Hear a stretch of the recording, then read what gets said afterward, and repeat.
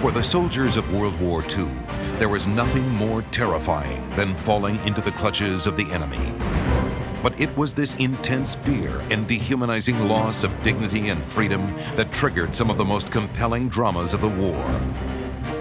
The real story behind the movie The Great Escape. Resistance fighters escaping torture or execution. Downed airmen evading Nazis deep behind the lines. And Germans escaping from prison camps in America. These are remarkable true stories of great escapes of World War II.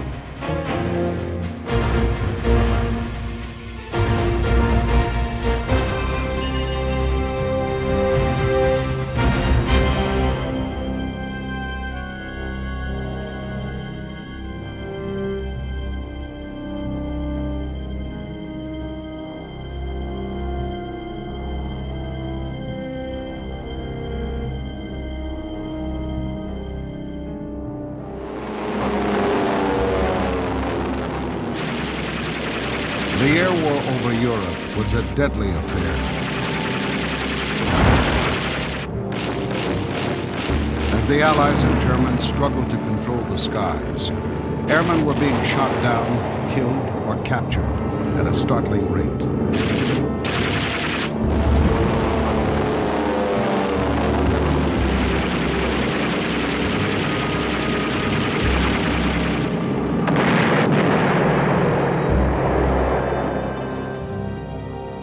In the early years of the war, England stood alone, and its ranks were being decimated. The odds of a British airman returning home was less than 50-50.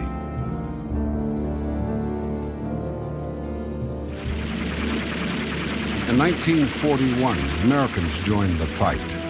The air war intensified, and so did the casualties. By 1945, over 150,000 Allied airmen were killed.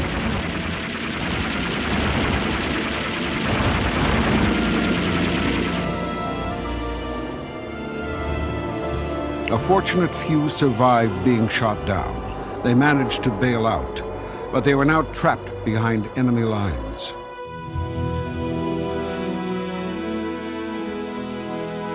Miraculously, some of them evaded capture, often with the aid of resistance fighters. But most quickly fell into enemy hands. Are you wounded? Twisted ankle. Twisted ankle, but that's all. You can walk after all. I landed near a farmhouse and asked the local owners if they knew where the Germans were, and they pointed out the door and said, well, there's 3 of them there. 45,000 Allied airmen were captured by the Germans, and they faced a terrifying reality. They were now prisoners of war, headed for a Nazi prison camp. We suddenly arrived at a place where there was no food, no books, no freedom, nothing to listen to. So that was a fairly depressing effect.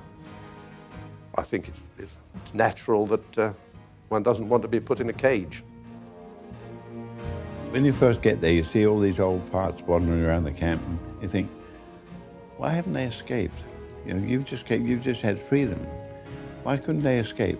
And then you realize that you go up to the wire and you're going to climb the wire, and there's a guy there with in the goon box with a machine gun watching you. And you realize you've lost your freedom and it's gone for all time. That's a hell of a shock then. And then you have to adjust to that.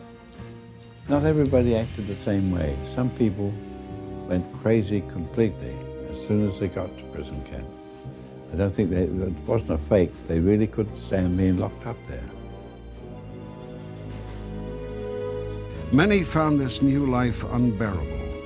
They became obsessed with one thought: escape. There were some people who lived, dreamt, ate, escaping, and nothing else. The most obvious way to escape, I suppose, was to walk up to the wire and climb over the top of it. And there were 1 or 2 people who did that.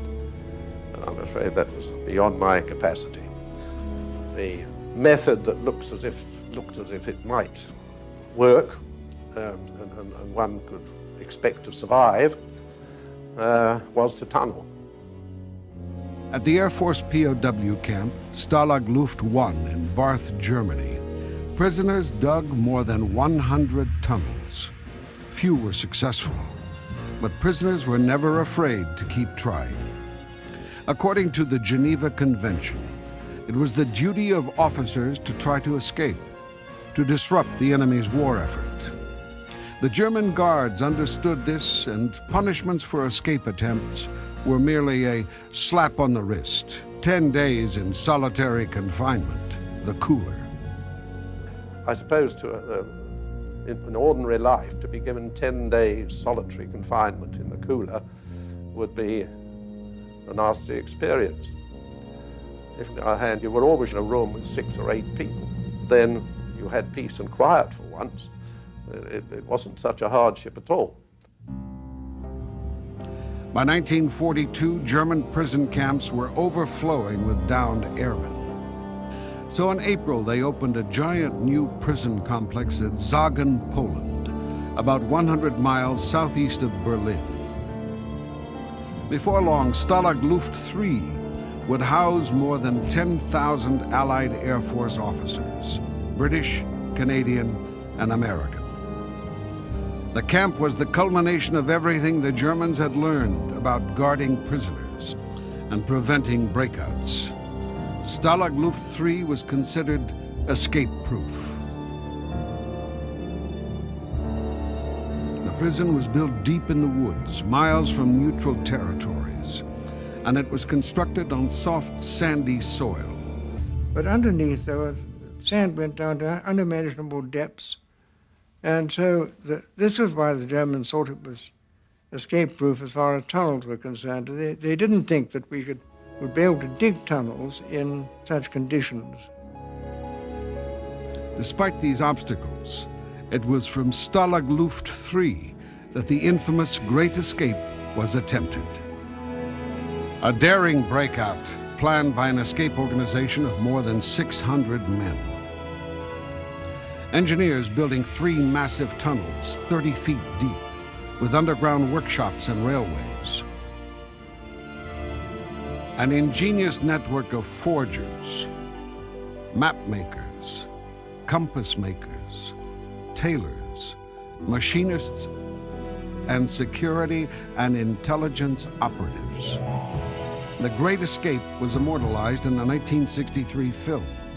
But the reality of the escape was even more dramatic than any Hollywood scriptwriter could imagine.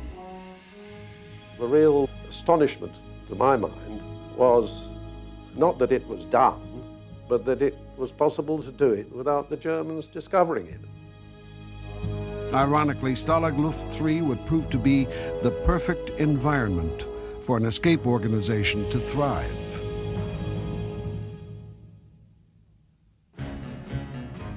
Adolf Hitler entrusted the operation of the Luftwaffe, the German Air Force, to Reich Marshal Hermann Goering.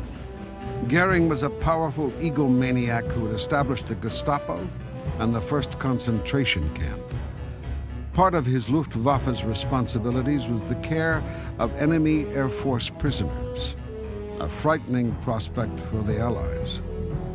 But in fact, Goering had been a World War I flying ace, and he always retained respect for all airmen.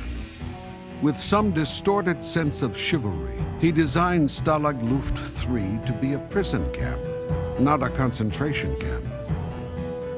Jimmy James was captured when the war was just 10 months old. He endured 5 years in the Air Force camps. We were treated, in general, humanely. There was no danger of getting written off like they had in concentration camp. Concentration camps were run by the SS, Schutzstaffel, Hitler's special terror troops. Prison camps were run by service personnel, in our case, Luftwaffe personnel.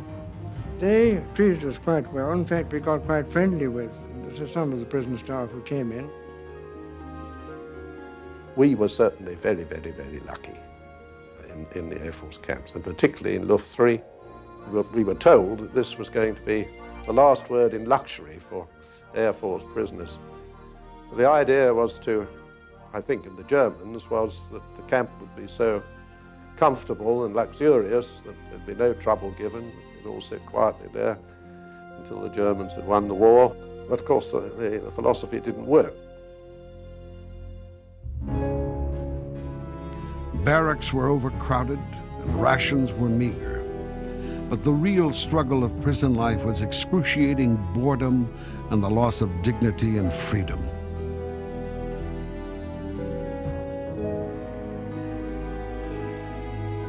Des Neely was shot down and captured in May of 1940.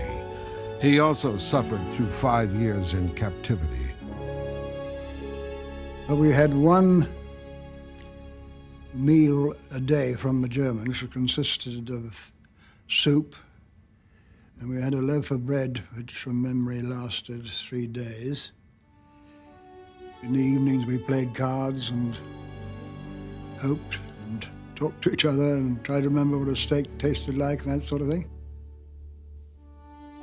John Cordwell was an architect before the war. To maintain his sanity, he kept a visual diary of his prison life. His wartime log offers a remarkable record of life in Stalag Luft III. You had to do other things to keep your mind occupied. You had to really think about the future, that there was another life after this. Prisoners found their own ways to occupy their time and their minds. The Americans played baseball, while the Canadians played hockey. Everyone tried to stay fit. They'd need their strength if they ever broke out. Some continued their education, while others played in the camp band. But everyone yearned for the life they'd left behind. Apart from women, I think you missed, well, you obviously missed being free. I think you missed your freedom, really. And as time went on, friends came in and they talked about no life in England, and you felt it was changing, and it was a whole world apart, really, you know. You felt that life was passing you by. Dick Churchill was a music lover, and he convinced the Germans to allow him to have a gramophone. I started off with 2 sets of gramophone records. One was both Tchaikovsky. One was the Sixth Symphony, the Pathetique, and the other was the Nutcracker Suite. He and his friends wrote letters around the world requesting new albums. By the war's end, they had amassed over 3,000 gramophone records.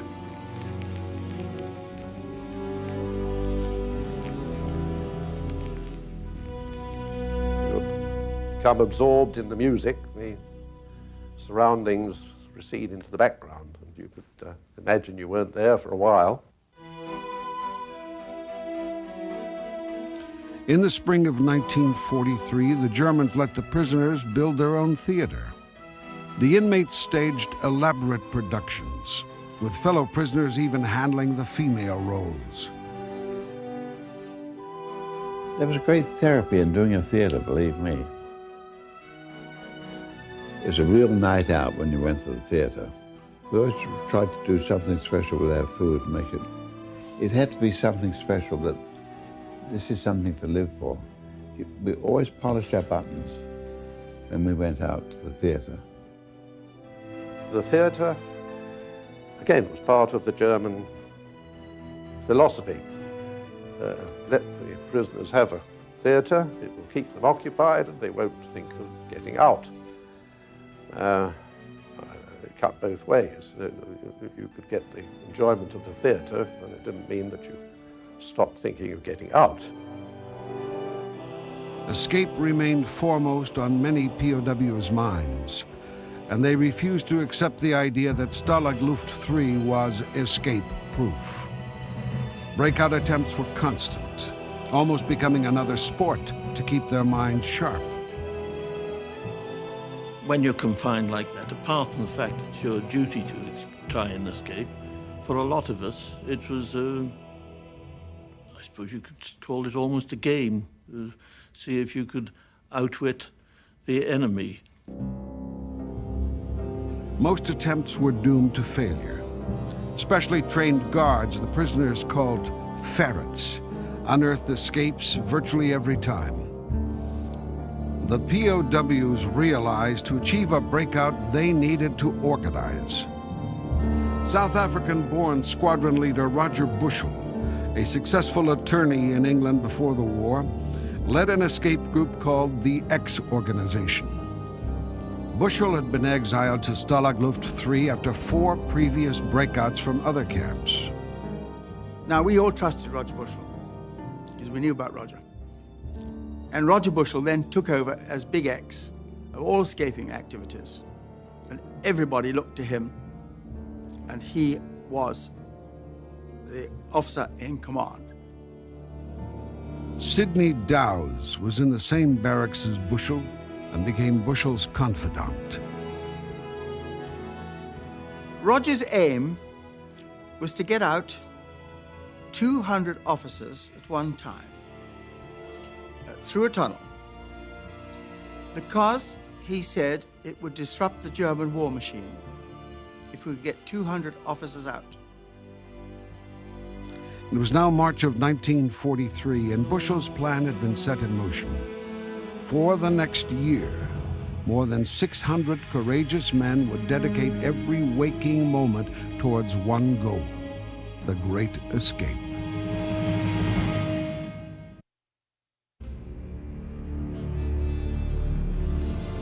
The X Organization now controlled all escape activity in Stalag Luft III. Any other breakout attempts had to be approved by the group. Nothing would be permitted that could conflict with the Great Escape. At the heart of Bushell's plan was the simultaneous construction of 3 tunnels, codenamed Tom, Dick, and Harry. Before, not only in our camp, but in other camps, we only had one tunnel going at any one time. And when that was found, that meant you had to start all over again. So I imagine what Roger said was, well, let's get 3 going, and if one is found, we can carry on with the other. An American Lieutenant Colonel, Albert Clark, became Big S, the head of security.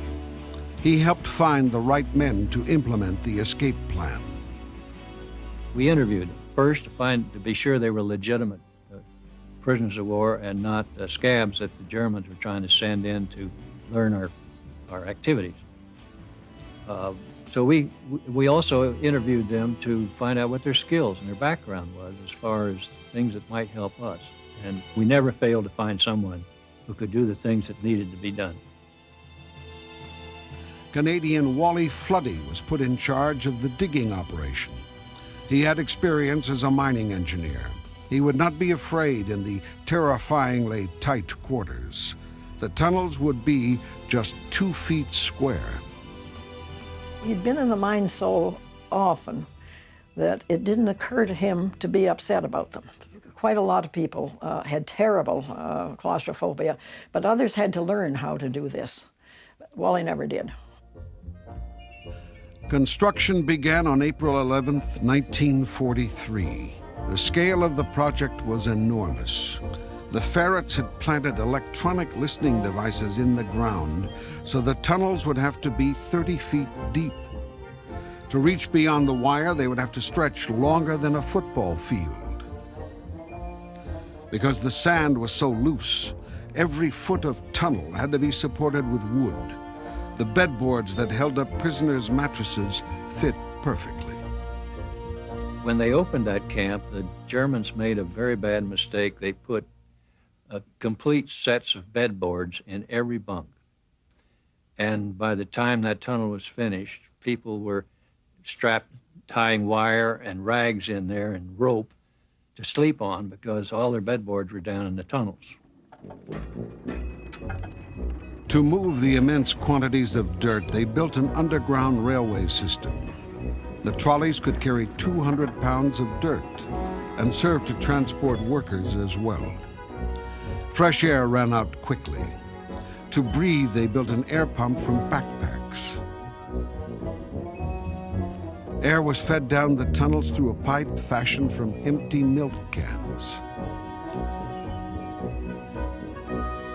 Progress in the tunnels was slow, only about 4 feet a day. Diggers worked in two-man teams with primitive handmade tools, and they lived with constant fear of cave-ins. Ken Reese was one of the lead diggers. He knew all too well the dangers of a cave-in. The time we got falls was really when you were digging, and you'd dig a couple of feet forward. You'd dig perhaps a little too far, and then it might collapse, and then it would cover you, and the number two would pull you out from behind. And the trouble is then, of course, you were in complete darkness because your little oil lamp had obviously been put out by the sandfall, so it was all done in the dark, and that was a bit frightening. The X-organization had learned from experience that an escape could not succeed without an extensive support team above ground. The biggest problem was where to hide the dirt from the tunnels. The ferrets had removed the sides of the huts so dirt couldn't be hidden underneath. And the sand was bright yellow in color and couldn't be easily spread around the compound. To solve the problem, they designed bags out of towels that they hid beneath their clothing. The prisoners were permitted to build gardens, so the dirt dispersal teams, known as penguins, would painstakingly trickle the sand into the gardens while others spread it into the soil. In the summer of 1943, the penguins, the guys with the trouser sacks, dispersed 130 tons in all, making 25,000 trips, and that was for all 3 tunnels. Security was another key component. Absolute secrecy had to be maintained. One didn't talk about tunnels ever. When it was heard, anybody talking about tunnel, he was jumped on. And everybody was given due notice that you never mention the word tunnel, sand, or anything like that at all. So the Germans couldn't hear anything, they couldn't know anything. The ferrets were watched constantly by a team of 300 men called stooges. They relayed warning signals to the huts where operations were taking place. Tunnel entrances had to be well camouflaged. Tom's was carved almost invisibly in a concrete floor. Dick's was underwater in a drainage basin in the washroom. And Harry's was hidden under a stove. Escapers would need documents and passports once they were free. Forgers went to work, disguised as students in a classroom, while stooges stood watch. Documents were turned out with extraordinary detail and precision. One of the things they had me do since I was an architect was to do typewritten documents freehand. And we did each letter very carefully in a light pencil. Then you painted it twice in a watercolor. And you had a sharp stick to indent the paper. And sometimes one particular letter would have jump the line. Always the same letter, you know, would jump the line as though it looked as though there's something wrong with the typewriter. It sure as hell didn't look like a forgery. It looked like the real thing. It's amazing. For the finishing touch, official government seals were carved from the heels of boots. To navigate outside the wire, the map department turned out over 1,000 accurate 4-color maps.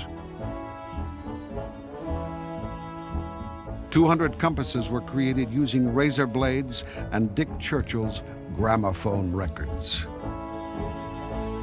Gramophone records were made from a wax compound, and this could form the non-metallic base for a compass. And a razor blade you could heat and therefore detemper and take a sliver off it and then put it on a magnet of some sort, which could include the loudspeakers that the Germans installed in various blocks in order to put their propaganda out. So if you took a closer look, you would probably find a lot of compass needles on the back, on the magnetic part of the loudspeaker. The intelligence branch gathered critical information and materials like railroad timetables and cameras for making photo IDs. They bribed and blackmailed the guards with special items the prisoners received from home. Well, I was able to send 4 parcels a year, and the German population didn't have all kinds of things. Our boys were able to exchange things like coffee and chocolate with the guards because there was none in Germany, and they wanted it so much to take home on their leaves, and therefore they were able to bribe them.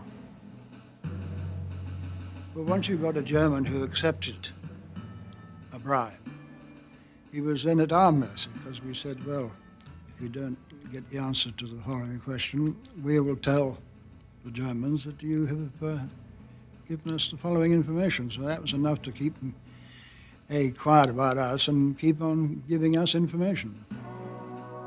Keith Ogilvie, a Canadian, worked with the intelligence branch to help find official documents to duplicate. One day, the old sergeant that was working with our group had his back to me, and his wallet was sticking out of his back pocket. So I lifted it off and gave it to one of the boys, said, take this into Roger and get it back as soon as you can. So they took it in, and I guess they photographed all his papers, his identity, and just this is how they got information. They brought it back, and I tapped the old guy on the shoulder and said, "Hey, Hans, it's your wallet. You dropped it on the floor." And the old boy nearly fainted. He said, "Oh my God, Mr. Rogan, if I lose that, boy, it's the East Front for me. Boy, I'm so glad, so glad." He couldn't do enough for us then. Tailors fashioned disguises from the prisoners' uniforms and from blankets. Hidden pockets were added to hide escape food. 2 escapers were even fitted with homemade German uniforms. One of the chaps was going out as a German Feldwebel, a sergeant, and his gun was made out of wood, but it was dyed and it looked treated. Unless you picked it up and looked at it, you couldn't tell from the real thing. Through August 1943, the digging progressed undetected. However, the organization found out a new compound was being built. In a few months, the American prisoners would be moved out.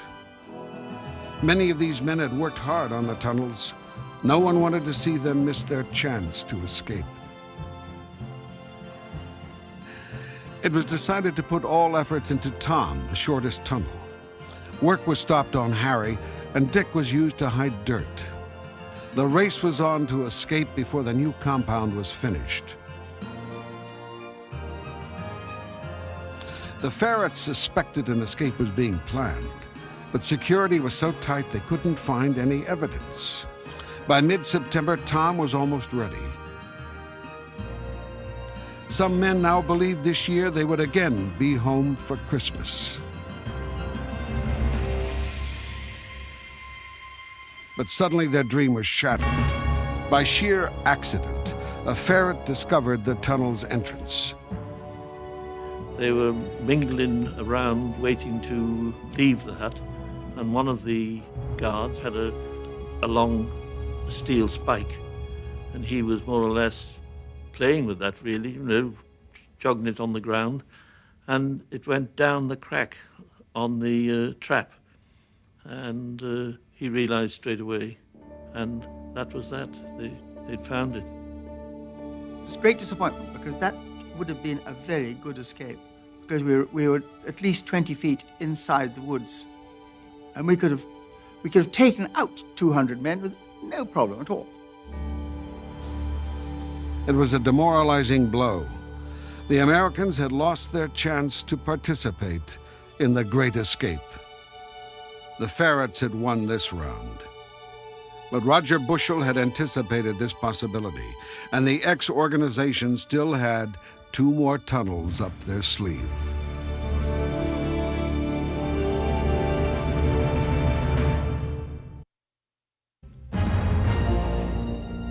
The ferrets were now on heightened alert. For 4 months, the escapers ceased tunneling operations, hoping their captors would drop their guard. Finally, in January of 1944, diggers climbed down Harry's 30-foot shaft and tunneling resumed.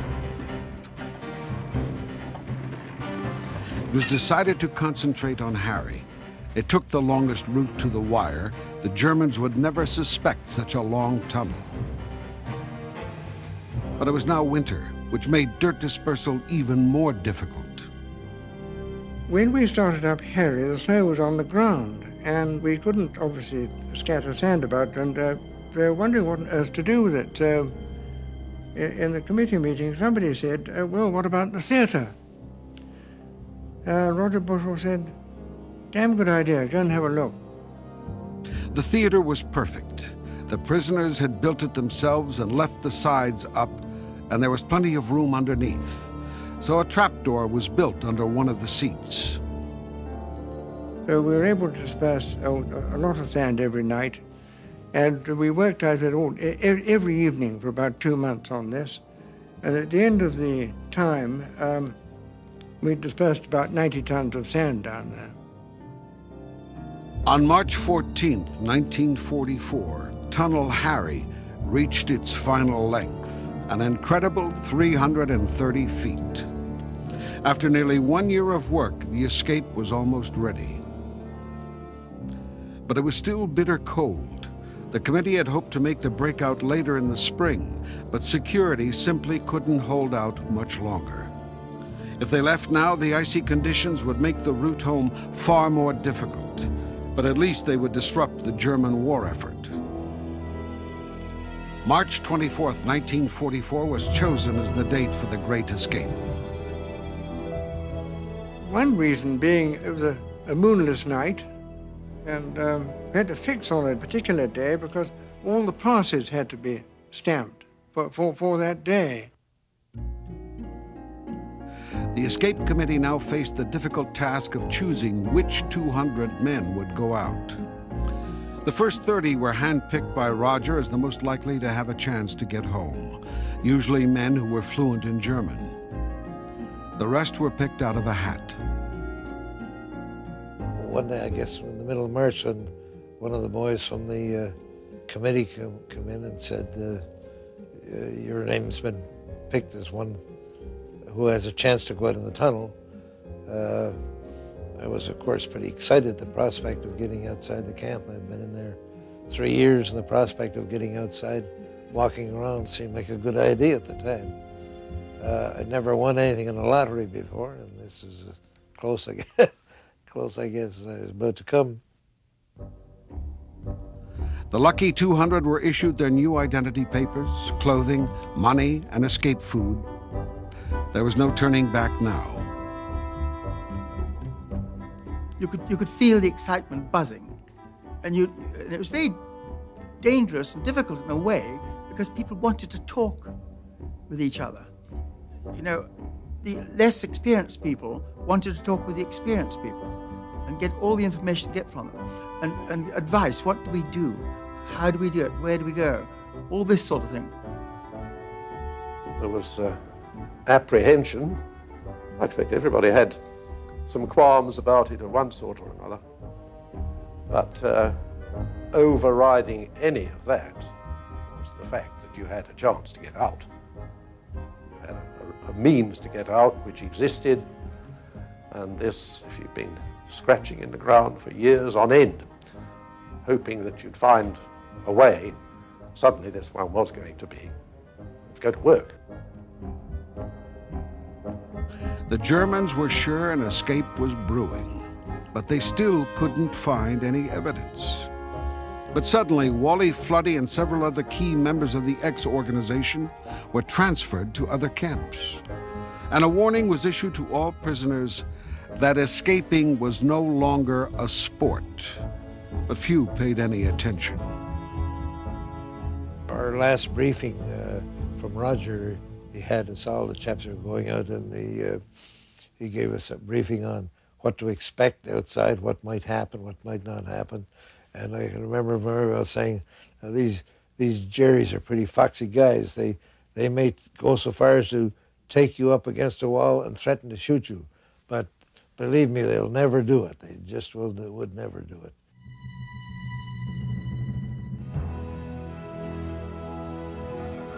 It was now the night of March 24th, the culmination of all the intense planning and hard work.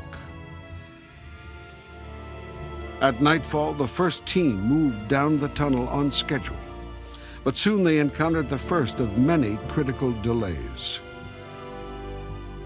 Probably one of the most important things that we'd forgotten was that there was heavy snow on the floor, on the ground. And underneath the snow is the ice.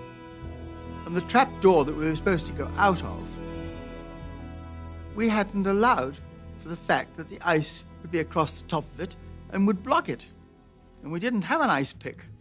So when it came to opening it, we couldn't open it on time. It was delayed for an hour and a half. I think we were supposed to get out about 8:30 or 9. We got out at 10:30, the first person to get out. When they finally opened the tunnel, the men were horrified to discover they were 30 feet short of the trees. Roger quickly developed a plan. First man out would crawl to the trees, hide in brush, and signal with a rope to the next escaper when the coast was clear. Other men now moved into the 2-foot square tunnel. Many had never been down before. It wasn't difficult for the diggers particularly, because we got used to it. But if you can imagine for people who had never been down a tunnel, hadn't even seen it, and they're suddenly faced with this little hole disappearing into the distance, and panic set in with one or two of them. A few carried too much baggage and knocked down bedboards, causing several cave-ins. More unwelcome delays. People say, well, what did you do lying in the tunnel for 3/4 of an hour or something while the roof was repaired? The only answer I can give was, well, I just lay there. What else could you do? To make the trip easier, they had rigged electric lights by tapping off the prison's electrical system with stolen wire. But near midnight, an air raid over Berlin caused the power to go off and the tunnel went dark. 35 more minutes were lost. Progress was slow, but one by one, men began to reach the end of the tunnel. For me, it was sheer excitement, because one was outside the wire. This was, for however limited a period, it was freedom of a sort. And that was like having a very large whiskey and soda, as it were. Men continued to scramble to freedom. But suddenly a guard wandered away from his post and was heading towards the tunnel. If he came much closer, all would be lost.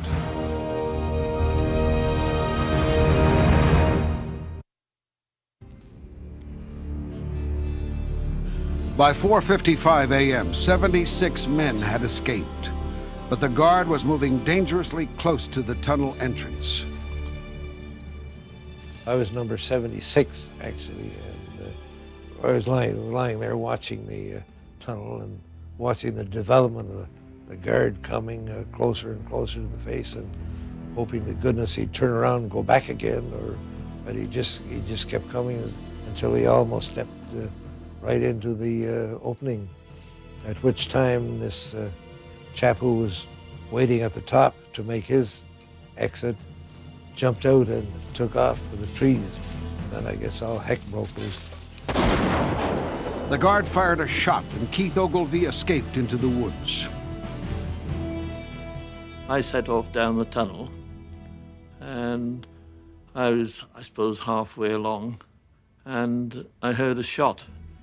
So I couldn't turn around. I quickly backpedaled, got up into the hut, and of course there was pandemonium in the hut. Everybody was burning papers and eating as much as they could of their rations because they knew it would all be confiscated.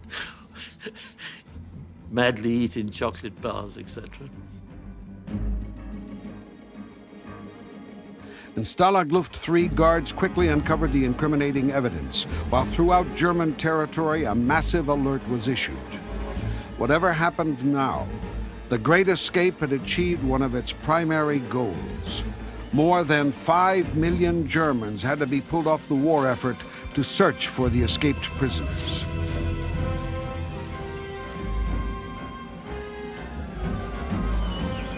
The escapees were now roaming free. Many, like Dick Churchill and Keith Ogilvie, hiked on foot across the frozen forest, hoping to make the 100 miles to the Czech border. But soon they were betrayed by the brutal weather. Exhausted and frostbitten, they were all picked up by the Nazis. Other escapers like Sidney Dowes, Jimmy James, and Des Neely traveled by train, but under the intense scrutiny of the Germans, their covers were ultimately blown. I was being interrogated on the train, and I thought I was doing quite well in this little interview. And in the end, he said, "No, I'm sorry, I don't believe you." I said to him, "Where did I go wrong in my interview with you?" And he said, "Oh, you were quite persuasive, but the thing that made me certain that you weren't the fellow you said that you were supposed to be was the fact that the photograph, which had been taken in my escape outfit, in other words, you are wearing the same shirt and tie as you're wearing now." And he said, "That doesn't happen in real life." Of the 76 who escaped through the tunnel, only 3 made it to freedom. 1 reached Holland by train, while 2 others hopped a Swedish freighter.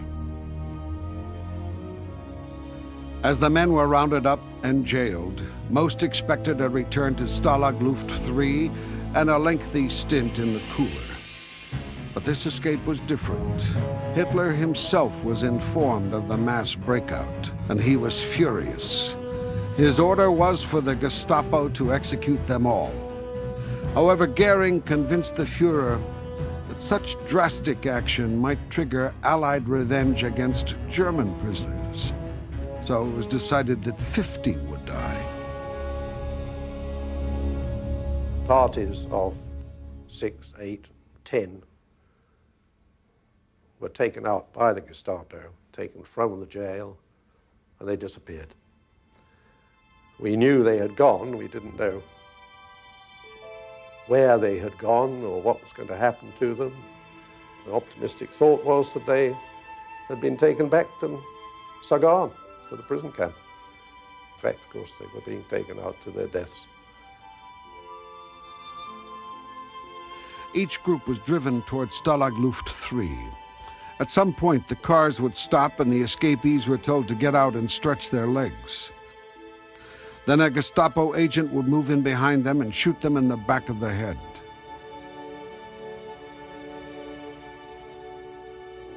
No one really knows how it was determined which 50 would die. There was no logic to the choices. Roger Bushell was executed, while Wings Day, the senior British officer, was spared.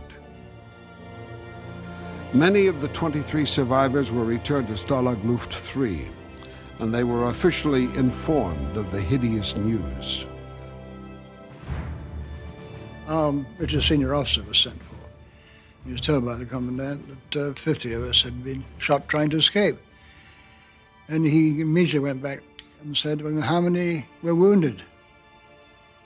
And the German officer turned his back and, with tears in his eyes, read out the official statement again, saying that 50 had been shot trying to escape. So he knew at the time, of course, that it wasn't 50 had been shot trying to escape. It meant that 50 had been murdered.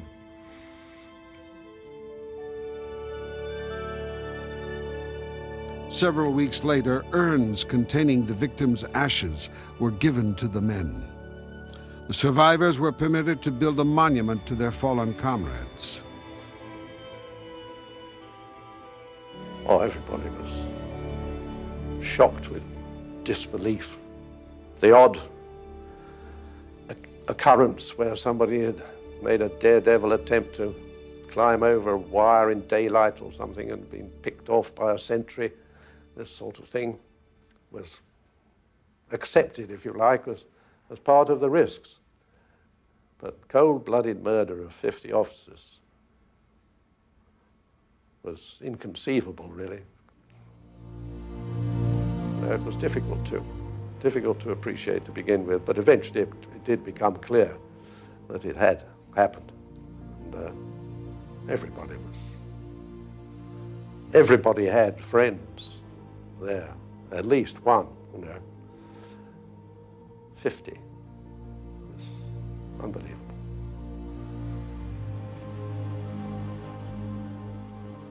Despite this horrific result, escape attempts continued.